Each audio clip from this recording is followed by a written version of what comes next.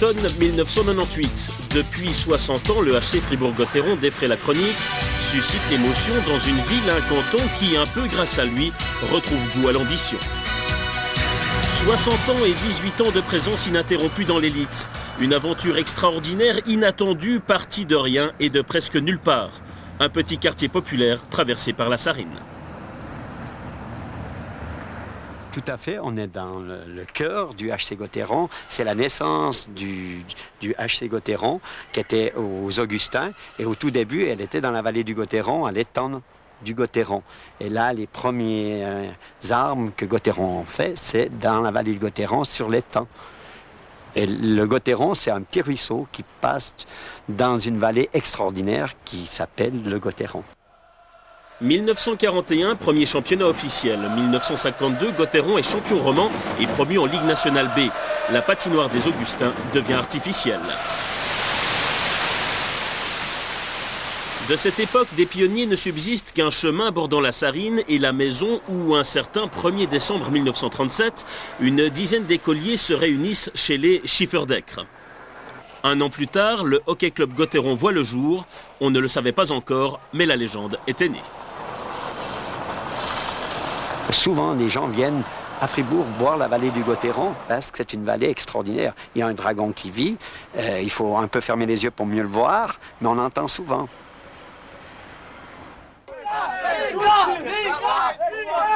Ce soir-là, dans l'exiguïté des vestiaires des Augustins, la fête se prolongera très tard dans la nuit.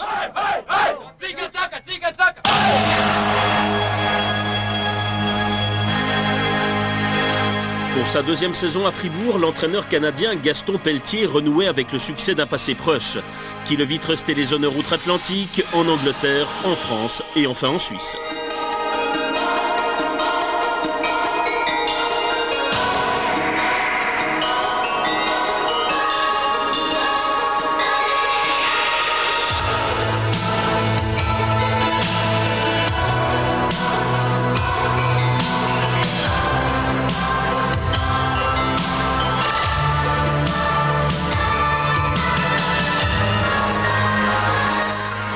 Avec Villars-et-la-Chaux-de-Fonds, il obtint 8 titres nationaux, dont 6 consécutifs dans les montagnes neuchâteloises. Un record pas près d'être égalé.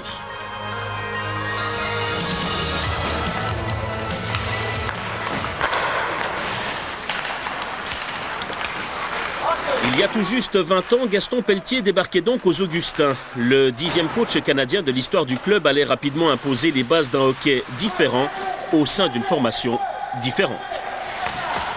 Oui, disons que c'était quand même un groupe de copains, quoi.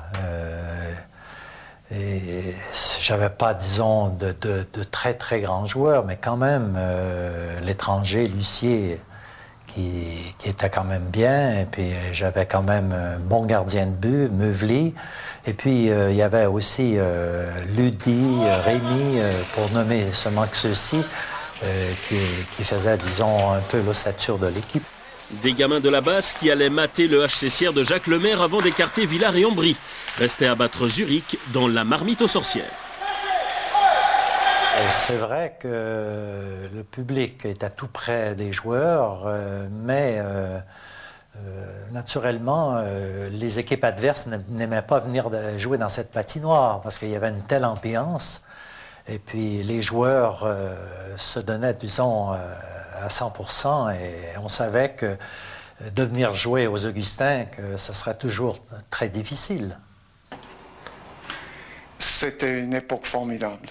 On a vécu à Fribourg une ascension en Liga qui était pour nous quelque chose d'immense. Nous, les petits, la vieille ville, la basse ville, qui ont grandi là-bas dans cette patinoire, qu'on a fait cette ascension, c'était quelque chose d'extraordinaire pour nous. Rouillet, Oettinger, Leuenberg, pardon. Le puck n'est pas sorti, une bonne occasion ici pour le Zurichois Mayer. Une erreur défense, vous l'avez vu, de la part de Leuenberg, le numéro 7. Il faudra se méfier de ces bévues. Fribourg a l'habitude Et c'est l'occasion pour lui qui arrive tout seul. Et un but marqué par Marty, le numéro 12.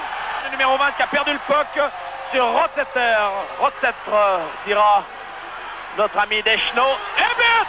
Et un but magnifique marqué par Lucier, le Canadien. 2-0 après 7 minutes 40. 2-0 pour Fribourg par Lucier, le Canadien.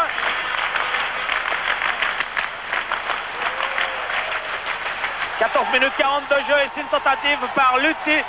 14 minutes 40 de jeu, toujours 2-0 pour Fribourg. Ludi égale! Égale par Rémy. Rémy, 3-0 pour Fribourg. Par Rémy à la 14e minute. Rémy, attention! Égale, un but de Rémy, 4-0. 4-0 sur un but de Rémy, fantastique pour Fribourg. Fer, mauvaise passe de Fer, alors il est mauvais ce soir, Fer, c'est pas possible. Rémy, attention, Rémy était bien placé, Rémy encore, Rémy, égale! Un but de Rémy, après 3 minutes de jeu, but de Rémy, 5-0. 5-0 pour Fribourg. Alors cette fois, j'ai bien l'impression que c'en est fait des espoirs de Zurich. Fribourg qui est en train de concrétiser un rêve. Encore 17 minutes pour résister. Des changements, des modifications dans les lignes zurichoises, ce qui signifie bien que rien ne va plus. Bien joué de la part. Égale par le numéro 11. Ludi, sauf erreur. Ludi qui a marqué 6-0 pour Fribourg. Alors la rencontre tourne maintenant nettement à l'avantage des Fribourgeois.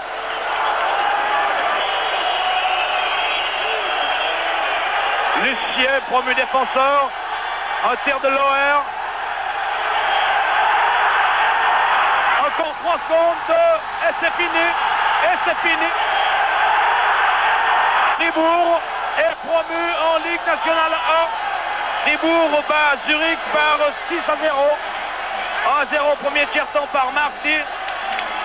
3 buts au deuxième tiers-temps par Lucier. Rémy 2 fois. Et 2 buts au troisième tiers-temps par Rémy encore. Et Ludi 6-0.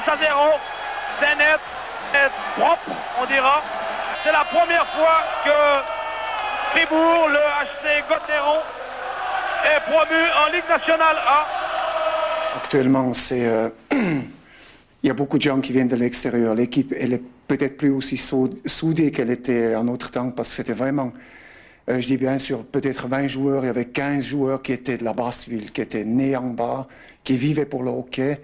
Ça ne veut pas dire qu'aujourd'hui, ils ne vivent pas pour le hockey, mais c'était une autre ambiance. On allait ensemble à l'école, on vivait ensemble. Et puis, je crois que c'était cette équipe qui était soudée, qui était notre force. Celui qui est placé là, il a le puck, hein, et il part comme ça, et il lui donne le puck. Celui-ci, il doit passer derrière la cage, et l'autre, forecheck. Et ce que je veux là, hein, je veux que le joueur qui forecheck, sans prendre un élan pour le balancer de l'autre côté de la bande, mais bloquez-le dans la bande. Hein. En même temps, vous avez un contact. Gaston était avec nous, avec beaucoup de respect, il travaillait avec nous, et puis nous, on était la même chose avec lui, et puis je crois que c'était ça qui allait très très bien ensemble.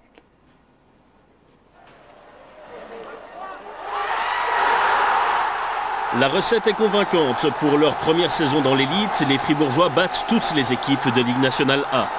Les deux leaders, Bienne et Arosa, ne gagneront que 5 fois en 12 matchs contre le néo-promu. Le 8 novembre, Gotteron se hissait même en tête du classement.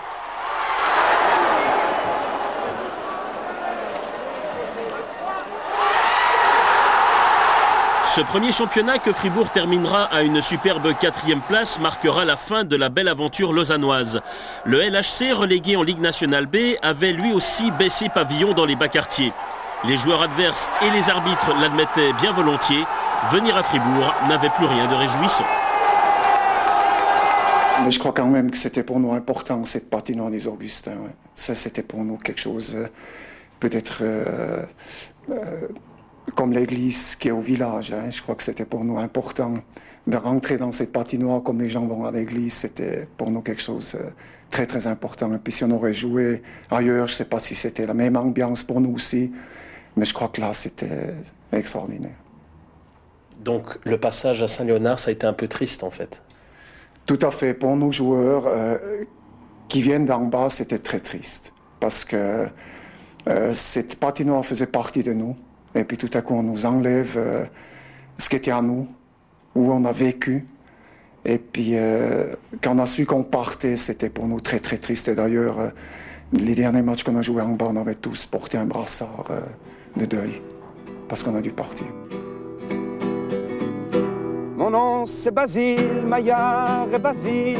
Je suis d'une ville qui vit, qui meurt. Trahison. C'est la basse ville. C'est trahir parce que les gens d'en bas n'ont pas été consultés. Il y a une pétition. Nous, on nous vole quelque chose, on dit qu'on n'en veut rien et on passe par-dessus, tout simplement. La ville qui vit, qui meurt. Là-haut c'est la pile des billets de 1000. Volés à ma ville, qui meurt, pourtant la lumière, pourtant les pavés, j'aimais la rivière, mais elle a passé, Mon nom c'est Basile, Maillard et Basile, mon cœur c'est la ville, qui meurt, je cherche une ville, la ville à Basile. Ma vie se défile, j'en ris, j'en pleure, mon nom c'est Basile, Maillard et Basile. Je suis d'une ville qui vit, qui meurt, c'est la basse ville, village à Basile, qu'a perdu ses tuiles. J'en ris, j'en pleure, mon nom c'est Basile. Ouais. Le futur déménagement des Augustins à Saint-Léonard, loin de faire l'unanimité, influencera négativement l'équipe pour sa dernière saison dans la basse. Dans le tour final, Gauthieron ne gagnera que 2 fois à domicile, mais le cœur n'y était plus vraiment. C'est dans ce contexte assez difficile que Paul-André Cadieux prend la succession de Gaston Pelletier. L'histoire retiendra que le premier but marqué à Saint-Léonard fut davosien.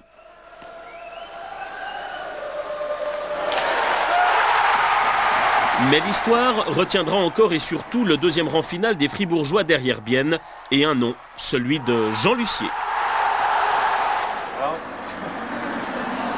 Nous avons retrouvé le Canadien à Covansville, bourgade proche de Montréal. Et si l'attaquant s'est aujourd'hui un peu éloigné du hockey, son expérience européenne n'a pas laissé insensible ses compatriotes. Étonnant de retrouver le maillot de Gauthieron au milieu de ceux des clubs de la NHL. Ah bah tiens, ça c'est un des conseillers municipaux, ça. Regarde là. Oui, bonjour. Télévision Suisse romande. Au plaisir. Là, c'est pas Santa Claus, ça là. En 6 saisons, Jean Lussier s'est forgé une réputation de buteur hors pair. Il n'était pas rare de le voir traverser la patinoire pour menacer seul toute la défense adverse. Quasi inconnu en signant à Fribourg, le Canadien allait pouvoir s'épanouir en toute tranquillité. Je me suis jamais senti étranger dans ce club. C'est peut-être... je sais pas, j'étais bien, je veux dire. J'ai pas l'impression que... Je veux dire, les gens m'acceptaient avec mes défauts, mes qualités, et puis je faisais partie du groupe. À l'époque, on marquait toujours avec le numéro. Oui, c'est vrai.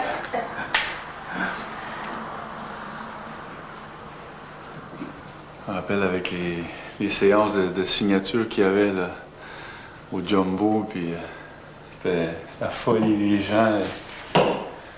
Mais bon, c'était un bon moment, des moments agréables. Ben, c'est un aboutissement. Bon, il y a déjà une douzaine d'années qu'on a acheté cette maison. Et c'était toujours le but, c'était quand même de revenir un jour au Canada vers nos racines, vers la famille. Puis aujourd'hui, ben, cette maison, elle est à nous. On la partage avec des gens qui habitent le haut de la maison. Nous, on est propriétaires et puis on a un locataire. Donc, je pense que pour les enfants, c'est bien aussi de savoir qu'ils ont une place à eux, puis ils ont une place où ils ne seront pas nécessairement à la merci de décisions comme on a pu vivre ces dernières années, quoi. 4 ans après la promotion, les dirigeants de Gauthieron ne renouvelaient pas le contrat du Canadien. J'ai essayé durant toute ma carrière de ne pas m'attarder sur ma situation personnelle, sur ma fiche personnelle. Les buts, non, je veux dire, pas vraiment. Je veux dire, j'ai plus des moments, par exemple, comme la victoire contre Zurich, c'est une grande victoire. Mais des buts personnels, j'ai toujours combattu ce genre d'exercice. Et toute la patinoire pleurera lors de son dernier match. Le nouveau coéquipier de Jean Gagnon s'appelle Richemont Gosselin, l'ex-star de la Chaux-de-Fonds et Bienne. Mais Lucier reste Lucier, on n'efface pas un monument aussi facilement. J'ai vécu ma première année avec Lucier on était devenus très très copains, tout ça. Richemont, on était copains, mais c'était différent en adversaire. Jean Lucier, c'était un vrai de vrai. Richemont, c'est un vrai, sauf qu'il y avait encore plus d'années d'expérience. Et puis, malgré ces années d'expérience, il se mettait énormément de pression sur le dos, où moi, j'étais là un petit peu pour l'encourager, pour y enlever un peu de pression, mais j'avais quand même mon travail à faire, et puis c'était pas toujours facile. J'ai eu l'occasion, la possibilité à Fribourg de jouer ce qu'on appelle l'homme orchestre. J'étais dans un premier temps venu là pour m'occuper du mouvement junior, être assistant-entraîneur avec la première et éventuellement être réserviste comme joueur. Et j'ai pu faire tout ça et j'ai même pu aussi pendant un certain temps coacher alors que l'entraîneur s'est retrouvé sur la glace. Dès 1984, les problèmes surgissent. Traité de meneur d'esclaves, Paul-André Cadieux démissionne. Les blessures s'en mêlent, Gosselin ne pointe qu'au 15e rang des compteurs. J'ai fait mon possible jusqu'à maintenant. Maintenant, c'est à eux de choisir si à la fin de saison, ils sont satisfaits avec mes prestations ou pas. Et à ce moment-là, je pense qu'on peut discuter entre professionnels et faire ça très correctement. Le choix est fait. Un autre Canadien de poche débarque à Saint-Léonard, Jean-François Sauvé.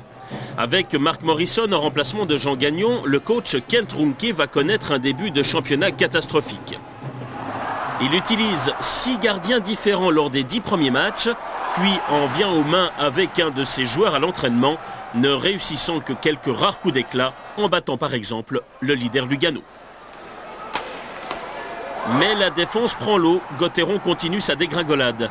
Daniel Bouchard remplace finalement Runke pour les 7 derniers matchs. Kent Runke n'a pas su conserver l'esprit Gauthieron, quelque chose d'unique qui avait même traversé l'Atlantique pour aboutir au Canada.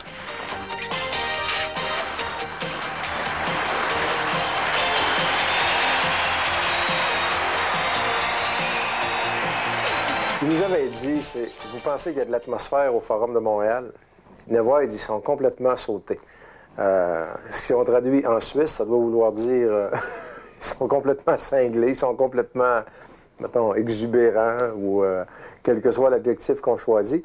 Et effectivement, quand j'ai vu, moi, les premières images avant le montage, ce qu'on appelle les roches, j'avais vu les feux de Bengale, puis les champs, et presque des feux d'artifice. J'avais trouvé qu'en termes de cinéma, ça donnait des images extraordinaires. L'auteur de la série à succès Lancé Compte, venu tourner un épisode à Fribourg, n'en revient pas. Malgré l'engagement de l'ancien entraîneur de l'équipe de Suisse, Bengt Olsson, Gauthieron ne décolle pas. Et pourtant, la phalange avait été renforcée défensivement autour de Jean-François Sauvé, meilleur compteur du pays, avec ses 91 points la saison précédente. 6 matchs, 3 points, la sonnette d'alarme est tirée. Olsson offrira sa démission, que les dirigeants accepteront en février.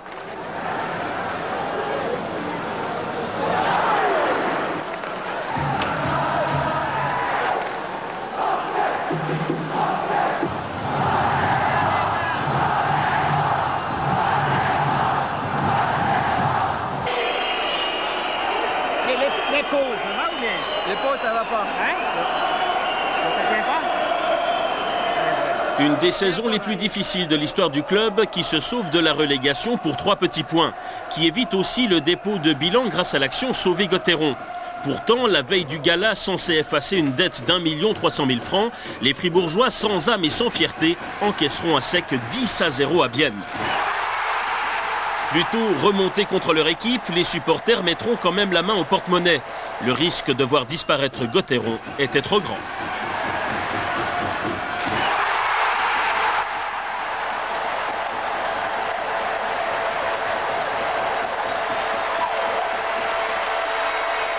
Sur la glace, Fribourg se sauvera lors de l'avant-dernier match à Zoug, le plus mauvais résultat jamais réalisé depuis l'ascension en Liga. Rémi Lévesque, le coach providentiel auquel on avait promis un contrat en bonne et due forme en cas de maintien, n'aura pas le temps de poser ses valises. Le début du nouvel exercice lui sera fatal. En 2 matchs et 2 défaites contre les néo-promus Holton et Ajoie, le voilà viré et remplacé par Mike McNamara. C'est qu'ils ont de nouveau l'envie de venir s'entraîner. On travaille fort, mais on s'amuse quand même. J'essaie de faire remonter cet esprit d'équipe, le plaisir de venir au patinoire et de jouer.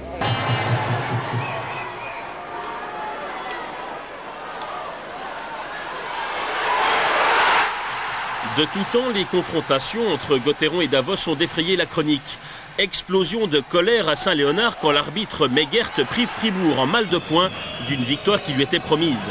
Match interrompu en raison du brouillard. Les directeurs de jeu resteront plusieurs heures cachés dans les vestiaires. Et puis, il y a ce Davos-Gauthieron de sinistre mémoire. 8-0 pour les Grisons après 13 minutes de jeu. Excédé, le capitaine Rotsetr accuse son entraîneur d'aberration tactique. Il perdra son grade à 4 matchs du terme de sa carrière. Je pense qu'ils auraient pu agir autrement, vu, disons, un peu mes états de service à Gauthieron, 17 ans dans le club. Je veux dire qu'il y avait une certaine tension à ce moment-là. On avait des problèmes, on venait faire sauver Gauthieron. Donc il faut aussi peser le pour et le contre. Ils auraient pu agir peut-être des sanctions différentes que d'enlever le capitainariat à un joueur qui arrive en fin de carrière, qui reste justement 4 matchs. À l'origine, le nouveau président Martinet, homme aux méthodes directes mais qui a eu le mérite de redonner une âme au club. Avec d'abord un premier transfert sensationnel, celui d'Anton Stasny, une légende. Puis début 1990, en nouant contact avec 2 stars russes du CSKA à Moscou, Vyacheslav Bykov et Andrei Komutov. Franchement, je ne savais pas qui c'était, et puis je me suis permis de téléphoner à Dan Bouchard, à Atlanta. Il était 8 h du matin, puisqu'il était 2 h de l'après-midi chez nous. Puis j'ai demandé s'il connaissait Bykov et Komutov. Puis là, il m'a simplement répondu, écoute, Janos, c'est comme si Maradona arrivait soit au Servette ou au FC Fribourg. Le 17 mars, le colonel de l'armée rouge Anatoly Akentiev donne son accord. Les 2 champions olympiques et du monde signent en échange d'un autocar pour le club moscovite. Moi, j'ai pensé à un équipement total pour une équipe. C'était peut-être aussi plus simple pour nous à dire à un fournisseur de matériel de hockey en Suisse, on met tout ça dans un conteneur, voilà un chèque. Mais en réalité, il voulait un car, et puis ce car a été livré en bonne et due forme. Il était neuf, il avait 2 portes, comme tout a été demandé, etc. Slava Bykov et Andrei Komutov, vos prochains collègues sur la glace. L'intégration des 2 Russes se fera rapidement. La méthode de Martinet a du bon. Ils ne sont pas prêts d'oublier leur arrivée à l'aéroport de Kloten, un certain 4 juillet 1990. Santé. Santé. Santé. Santé, André. C'est un grand souvenir pour moi, pour ma famille, dans la vie. Les gens, ils ne nous ont pas connus comme humains. Ils nous ont vus juste à la patinoire, à Saint-Léonard, quand on jouait contre les Américains. Et là, on a vu les gens, ils venaient avec les bras ouverts, avec les drapeaux, avec les cloches. On a pensé peut-être qu'il y a une manifestation à quelque part. Tout à coup, on voit les signes. On a vu déjà à Fribourg, quand on était là, les signes rassemblés de notre club. Et quand M. Martinet et les dirigeants sont venus, et puis Fans Club, ils arrivaient, on a compris que cet accueil, c'est pour nous. Du jour au lendemain, Fribourg-Gauthieron va remplir toutes les patinoires du pays.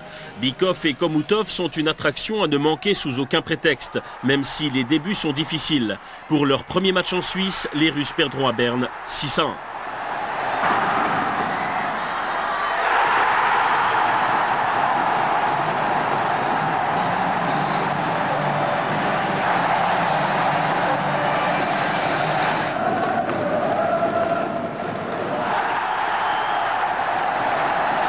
Pour dire franchement, on ne connaissait pas du tout le niveau du club Fribourg et on ne connaissait pas du tout le niveau financier. dans quel classement est fini la saison passée. Et seulement après, on a su qu'ils étaient 8e, je crois. Mais j'ai eu l'éducation en Russie, et surtout au club CSKA, l'Armée Rouge, avec Tikhonov. Mentalité de gagnant, maximaliste, perfectionniste. Et avec cet esprit-là, je suis venu en Suisse. Et pour redonner aux autres. Je savais qu'on vient ici pas pour passer les vacances, même si c'est un pays très joli, très splendide. Mais on est venu, et je suis venu pour y travailler. Et sous la houlette du revenant Paul-André Cadieux, Fribourg va alterner le bon et le moins bon en gagnant ses premiers points contre Bienne lors du 4e match seulement, puis en battant le leader Berne avant de connaître 1000 tourments face à Sierre, lanterne rouge.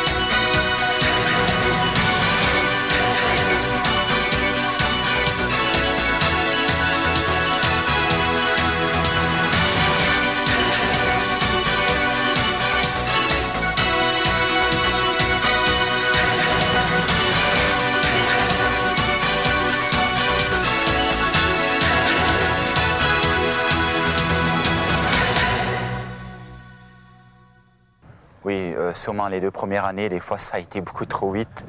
Mais je crois que, comme j'ai dit, Slava, pour moi, c'était presque un père sur la glace. Il me disait comment je devais patiner, comment je devais me placer. Et plus en plus les années avançaient, plus en plus ça allait mieux. Et puis tout d'un coup, j'ai vraiment eu une superbe saison avec les 2 Russes. C'est dommage qu'on n'a jamais pu leur offrir le titre de champion suisse.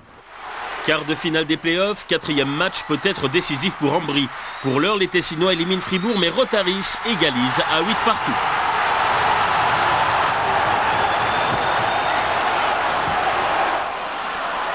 À 49 secondes de la fin, c'est Brodman qui donne la victoire à Gauthieron sur passe de Bikov et Komoutov.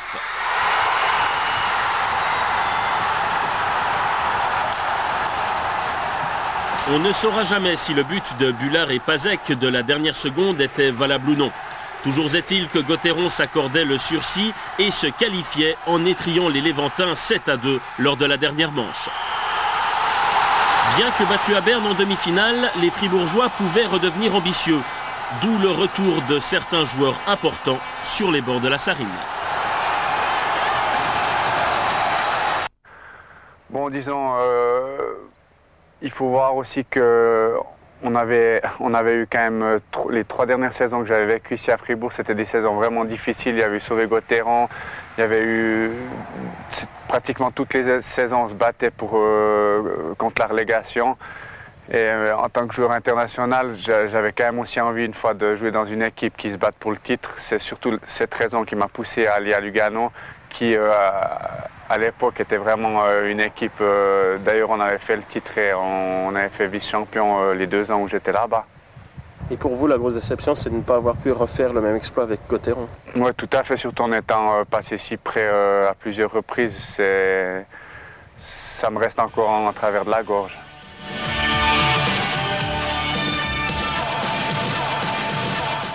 Alors, ils sont 18 en Ligue nationale A et B.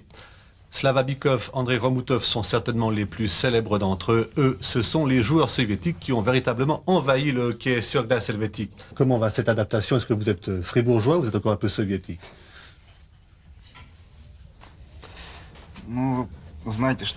À vrai dire, dès le premier jour de mon séjour ici, et cela jusqu'à aujourd'hui, nous n'avons rencontré qu'un accueil chaleureux un peu partout à Fribourg. Et je dois dire que je ne sens pas de différence particulière entre la première année de notre séjour et la deuxième année. Mais bien entendu, nous avons pu nous faire de nouveaux amis.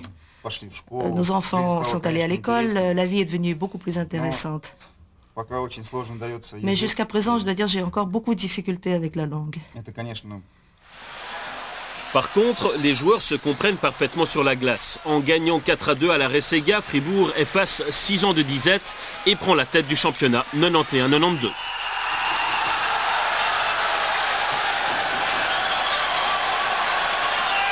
En l'absence de Bikov et Komutov, retenus avec leur sélection pour les Jeux Olympiques d'Albertville, le club fribourgeois va aligner le duo Kaminski-Andrievski. Pas de quoi troubler une équipe qui va terminer en tête de la saison régulière avec 14 points d'avance sur Lugano. En quart de finale, une seule défaite contre Bienne sur un pénalty de Gaëtan Boucher.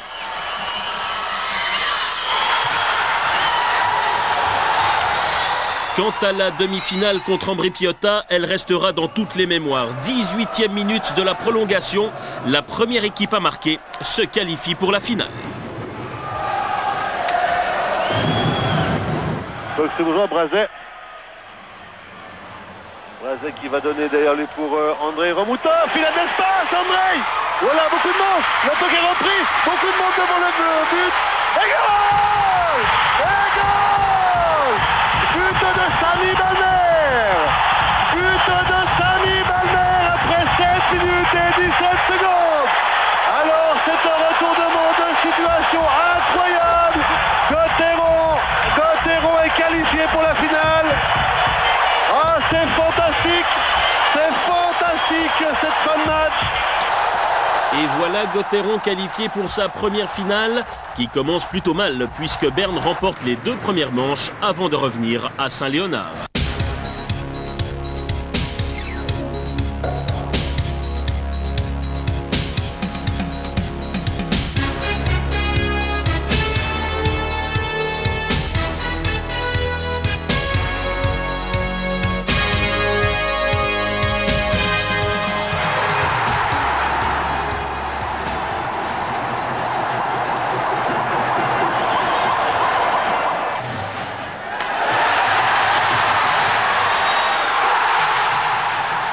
Les supporters fribourgeois explosent. Gauthieron l'emporte 5-1 et revient à une victoire seulement des Bernois de Gilligan.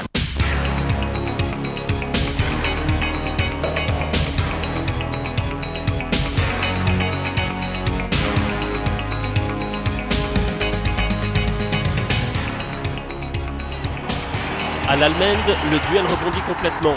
Le portier Dino Stecher fait son premier blanchissage en play-off. Gauthieron gagne 3-0. Le 5e match à Fribourg décidera du nouveau champion.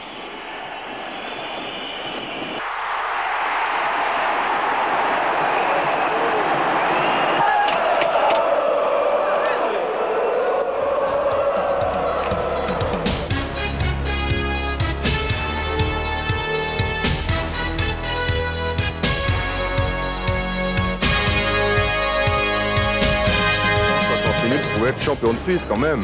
Oui, bon, mais comme c'était pas l'un de mes objectifs, alors moi ça me gêne pas. Parce qu'il faut quand même que je laisse quelque chose aussi à mon successeur, parce qu'il n'aura pas de possibilité d'aller plus loin. Il faut mieux être vice-champion suisse ce soir avec 20 000 francs de dette que d'être champion suisse avec 2 millions de dettes.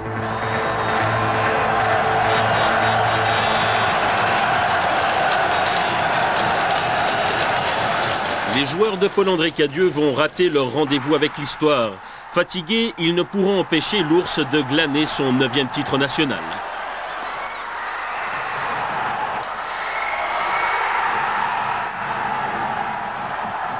Défaite 4-1 dans les dernières minutes, ce sera la première des 3 finales perdues consécutivement par le club. Un souvenir, je crois qu'il n'y a pas de bon souvenir parce que pour un entraîneur, le souvenir d'une finale, ce serait d'avoir gagné. Je crois que c'est la façon dont on s'est rendu dans ces finales-là, c'est la façon dont on a pu dominer les 3 championnats d'une façon dynamique, en ce sens qu'on a toujours affiché un très, très bon hockey, un hockey offensif, en ce sens qu'on ne se retranchait pas derrière, qu'on était orienté pour faire des buts. Puis le plus drôle dans tout ça, c'est que cette manière-là nous permettait de dominer même l'affiche en but encaissé. On était sur le domaine que aussi longtemps que tu contrôles le puck, l'adversaire n'a pas le puck, donc on est bon défensivement. Pas épargné par les blessures, Gauthieron fera encore appel la saison suivante au Russe Kadikov pour remplacer Komutov. Le tour de qualification se résumera en une confrontation Fribourg-Kloten, qui laisseront leurs plus proches rivaux à près de 10 points.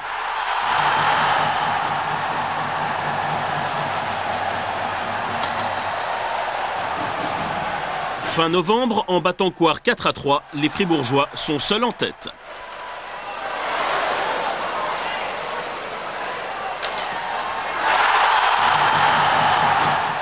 Mais pratiquement 2 mois plus tard, c'est Ambry Piotta qui jouera son rôle perturbateur. En s'imposant 3-2, les Léventins repoussent Gauthieron à la 2e place. C'est important avant de retrouver Kloten en finale des playoffs. Les aviateurs mènent 2-0 et 2-1 dans ce 3e match. Et où était-il Balmer? Il a réussi maintenant, attention, ils sont 2 contre 2. Oh, Johansson, c'est goal. Oh, quel tir puissant.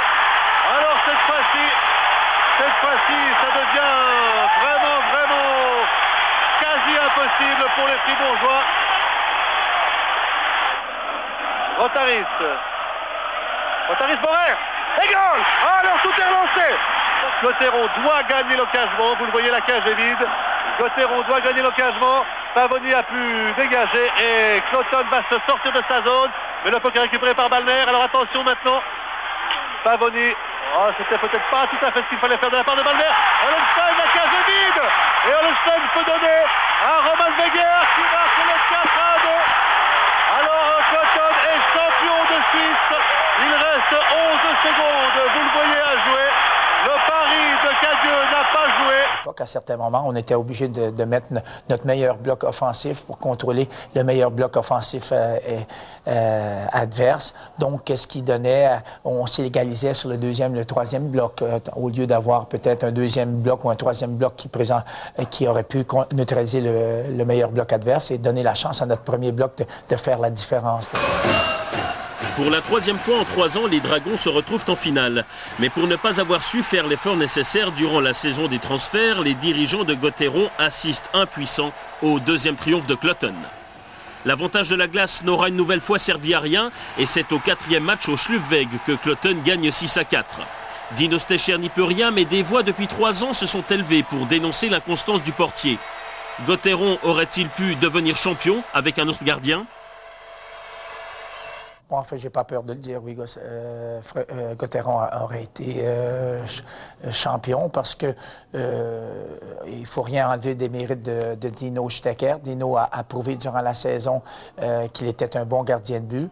Mais par contre, le gros problème de Dino a été dans les moments de pression qu'il n'était pas capable de supporter la pression. Et tout à coup, d'une finale à l'autre, l'équipe adversaire pouvait sentir ça. Et à la fin, c'était plus une question psychologique qu'une question réellement technique.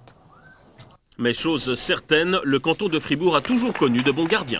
Gérald Drigolet était pour moi une idole, était un des gardiens, en tout cas en Suisse, celui que je voulais ressembler à ce gardien, premièrement parce qu'il était fribourgeois, parce qu'il avait joué à l'équipe suisse, on en parlait beaucoup, je trouvais qu'il était très très fort. Et moi je me suis un peu, en le regardant jouer, j'ai essayé d'appliquer un peu toutes ces choses. Et puis en plus, j'ai eu la chance d'avoir Gaston Pelletier qui avait entraîné Gérald Drigolet et qui a pu m'inculquer aussi un peu les mêmes méthodes.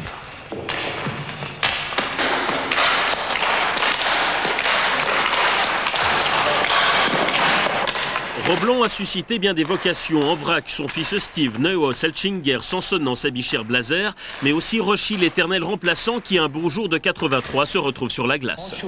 Avant le match, Smövli sortait toujours le premier, le gardien qui jouait. Puis ce soir-là, c'est moi qui ai pu sortir le premier. J'étais fier. Et avant que j'ouvre la porte, j'ai dit aux joueurs, écoutez, il faudra bosser ce soir. Pour moi, une fois. Moi, j'ai fait beaucoup pour vous. Ce soir, vous allez pour moi. Et ça a bien été. Rochy jouera 5 matchs et Gauthieron totalisera 5 points. On le retrouvera 3 ans plus tard parmi les 6 gardiens que Runke emploiera en 10 matchs. Parmi eux, les premiers portiers étrangers, le curé Daniel Bouchard, très vite blessé, et Corrado Mikalev. Aujourd'hui, les Dragons alignent le Suédois Thomas Östlund, peut-être le meilleur gardien de l'histoire du club. Que dire sur Thomas? On remarque même plus, nous, en tant que joueurs, là, cette année, de ses performances, puisqu'elles sont tellement habituelles. Je ne sais pas quel match, un des journalistes m'a dit quand on faisait le match de grande part grâce à Thomas qu'on gagne, c'était justement à Berne. Et ça m'était tout à fait normal qu'il sorte un match. Et pareil, ça c'est vraiment... Il est vraiment incroyable, quoi. C'est vraiment...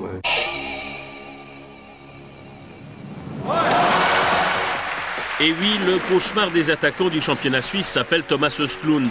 Gardien de niveau mondial, il était aussi un des portiers les plus pénalisés d'Europe avant de rallier Fribourg. Pur produit de l'école suédoise, Östlund Junior est devenu grand, 1,95 m pour 100 kg. Alors attention, on ne rentre pas dans sa zone sans y laisser quelques plumes. Lorsque je jouais en Suède, je ne pense pas avoir subi trop de pénalités. Mais j'ai ressenti une chose depuis mon arrivée en Suisse. Plusieurs joueurs m'ont testé en venant au contact avec la canne. Alors d'accord, je suis un peu plus dur que d'autres parce que je veux montrer que j'exige un certain respect. Mais je n'ai pas souvenir d'avoir déclenché moi-même les hostilités. Comme tous les étrangers ralliant la Suisse, Östlund a aussi connu un certain temps d'adaptation avant de devenir le meilleur portier du pays.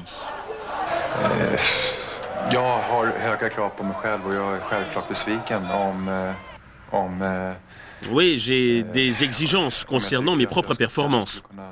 Évidemment, je suis déçu si je pense que j'aurais pu mieux jouer. Mais nous commettons tous des erreurs, d'ailleurs il faut oser en faire. Donc ça ne m'empêche pas de dormir. Malheureusement pour le club de Saint-Léonard, tous les Suédois ne rencontrent pas le même succès. Kjell Larsson, qui succède à Paul-André Cadieux, sera vite confronté aux blessures de Bikov remplacé par Lemakin et encore une fois Andrei Komutov. C'est le jeune Dimitri Chamolin qui succède ainsi à son aîné, mais après avoir été mis en concurrence avec un monstre du hockey mondial, Sergei Makarov.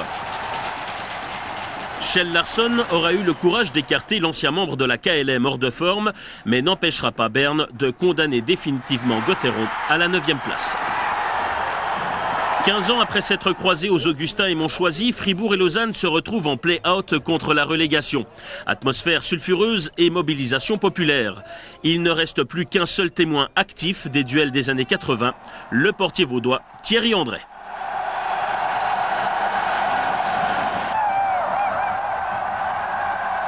Prévu au meilleur des 7 matchs, la confrontation tournera court. 4 victoires à 0 pour Gotteron. Le LHC échouera encore contre la Chaux-de-Fonds qui prendra sa place dans l'élite. Cette saison-là, Fribourg s'est fait peur. Décidément, le Gotteron des années 90 n'affiche pas la fierté et l'enthousiasme des glorieux anciens. Je disais qu'on avait quand même des bons joueurs, mais on avait surtout un esprit d'équipe qui tenait à ces joueurs, qui croyaient à l'entraîneur, avec Gaston Pelletier, Paul-André Cadieux. On avait vraiment des bons entraîneurs aussi à Fribourg, qui nous montraient le hockey de base, et puis que je crois qu'on a un caractère pour avoir du succès, et puis je pense que c'est ça qui a fait la différence. Un jour, je vais être ambassadeur du Canada, faut que je me pratique. Daniel Bouchard et les autres ont à cœur de le démontrer. Les anciennes gloires du club n'hésitent pas à rechausser les patins. Et en ce mois de décembre 96, le rendez-vous va attirer plusieurs milliers de nostalgiques dans les gradins. Un vrai match de gala face aux Nordiques de Québec.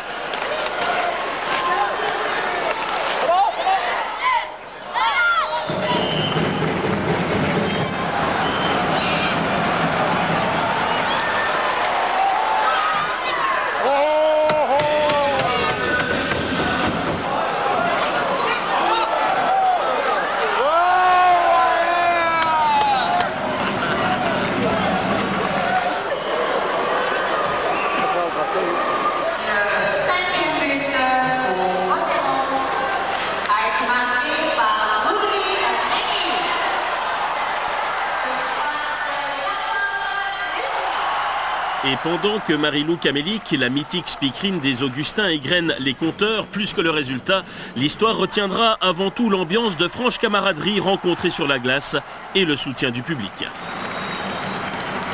Oui, c'est toujours intéressant quand on était appuyé pendant 2 ans de temps. Et puis avoir connu quand même des belles saisons, tu retrouves les gens qui continuent de t'applaudir, alors c'est très intéressant, ils se souviennent de toi. Oui, toujours le même plaisir malgré les cheveux gris, quoi. On a eu beaucoup de plaisir ce soir, mais surtout de jouer contre des vedettes comme les anciens des Nordiques. Puis ça nous montre un peu la différence qu'il y a entre encore la Suisse et le Canada, quoi. Il y a une très très grande différence à tout point de vue, quoi. Saison 96-97. À Fribourg, avec l'équipe qu'on a, et déjà en 95-96, on était une équipe portée sur l'offensive. Tous les joueurs sont capables de patiner, sont capables de jouer offensivement. Et Shell avait voulu faire de nous une équipe stéréotypée, je dirais, à jouer défensif. Quand on a certains talents, je pense qu'on doit faire avec les talents et pas vouloir changer la personnalité des joueurs et le laisser s'exprimer comme ils veulent. Défait au Mélèze, Larsson est remplacé par Pelofi. Je suis un battant, un gagnant, et je pense que c'est cette caractéristique-là que beaucoup de gens ont vu en moi. Et c'est pour ça que peut-être qu'à l'âge de 24 ans, j'ai déjà été capitaine d'une équipe professionnelle. Et comme je le dis, je l'ai fait avec l'équipe nationale de France, je l'ai fait avec les équipes avec qui j'ai évolué en France. J'ai tout le temps été un leader. Je demande le 100% parce que moi, je le donne le 100%. Et c'est tout ce que je demande. Je demande pas 110, 120, 150%. Et c'est sous son autorité que les Dragons retrouveront leurs caractéristiques offensives.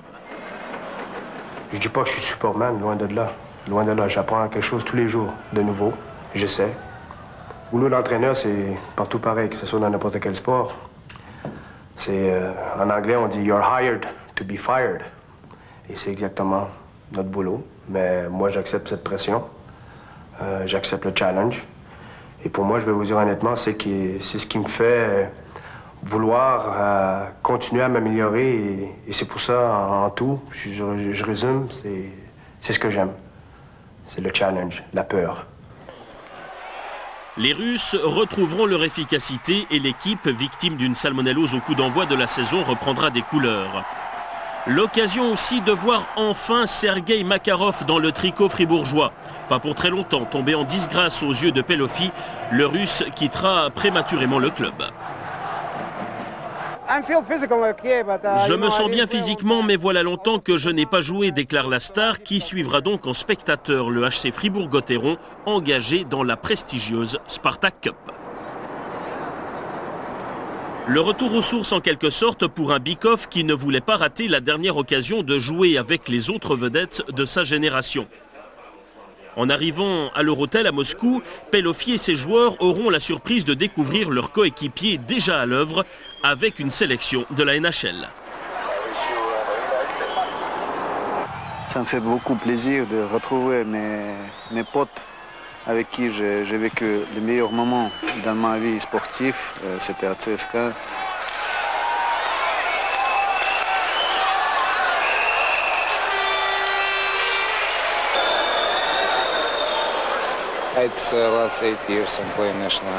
Voilà 8 ans que je joue en National Hockey League et j'ai eu la chance de faire ce voyage pour rejouer ensemble. Avec Slava et Andrei, nous avons été coéquipiers pendant presque 10 ans avec beaucoup de succès.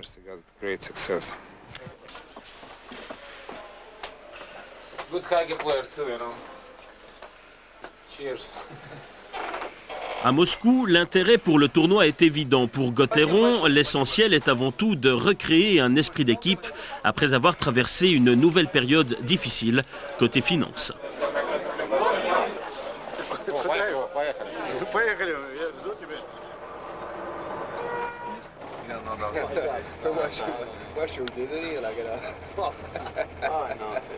Amener notre équipe Gotteron sur la place rouge. Ce qui présente pour chaque Russe quelque chose de grandiose, d'immense. On a toujours les fortes émotions sur les places. Et là, avec les joueurs, je suis très heureux donc amener notre équipe et en même temps remercier à tout ce qu'on m'a fait en Suisse.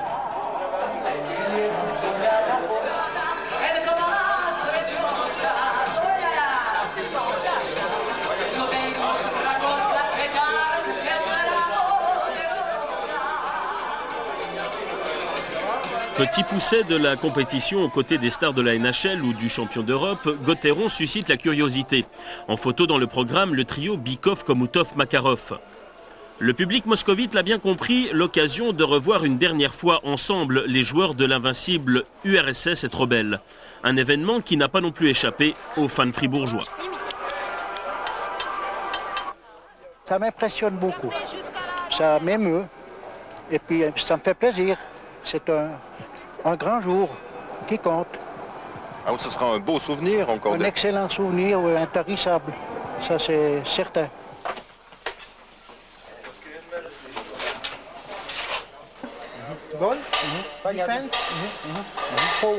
L'occasion aussi pour les joueurs suisses parfois trop gâtés d'ouvrir les yeux sur l'extérieur. Les tapis recouvrant la salle d'échauffement ne sont que poudre aux yeux.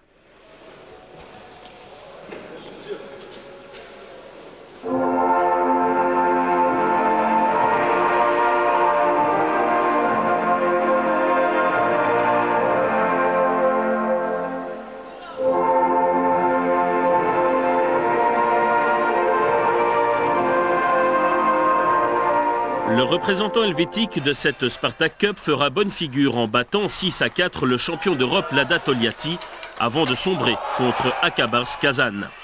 Mais qu'importe, ce lointain déplacement aura ressoudé une équipe qu'on annonçait moribonde à l'aube de cette saison 97-98.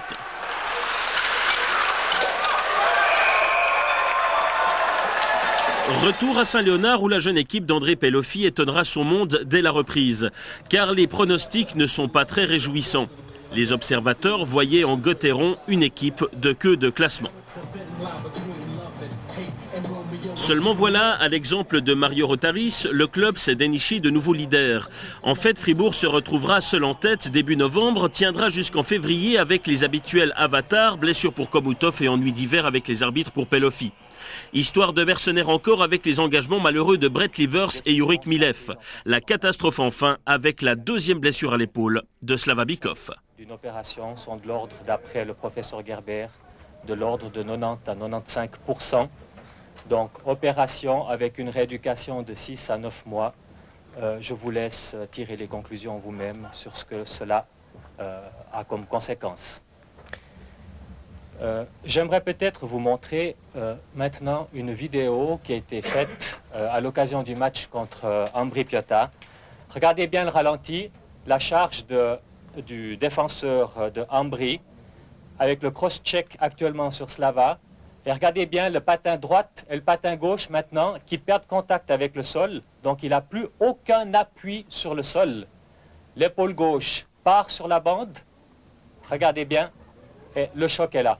Dans tout ça, c'est quand même reste un grand souvenir. Ces 8 ans qui sont passés à Fribourg. Ce souvenir, il est très riche sur d'expériences positives et négatives. On a eu du succès, on a eu des problèmes. On a eu des problèmes dans l'équipe, on a eu des problèmes de finances. Mais à chaque fois, on a monté la tête et on a traversé les frontières avec la tête haute et avec la réussite. Et après tout ça, après tous ces 8 ans, le plus grand souvenir pour moi, c'est quand un jour j'ai écouté la radio Fribourg et ma fille, elle a téléphoné. C'est très, très émouvant.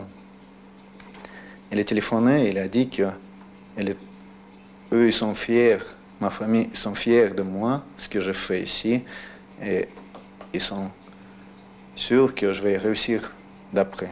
Pour moi, c'est plus que on peut pas avoir plus. Et je suis très fier comme père, je suis très fier comme hockeyeur professionnel que ma carrière, tous ces 8 ans, il a vécu ici, à Fribourg, et ça va rester toujours dans mon cœur. Slava Bykov reviendra pour les playoffs. Il participera à l'élimination de Cloton en quart de finale avant de marquer son ultime but pour Gauthieron contre Davos. La 18e saison des Dragons en Ligue nationale A s'arrêtera là, en demi-finale. Mais pour la première fois depuis très longtemps, l'état d'esprit Gauthieron, la foi des gamins de la Basse, a permis au public fribourgeois de s'identifier à nouveau à son équipe.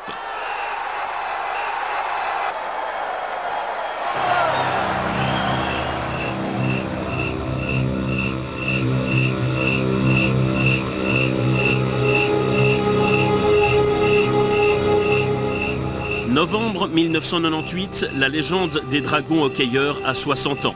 Slava Bykov est parti à Lausanne, le fidèle capitaine Christian Hofstetter a pris sa retraite. Mais qu'importe, l'émotion aura gagné tout un peuple et même au-delà. À l'aube d'une nouvelle aventure, Fribourg est fier de ses années Dragons.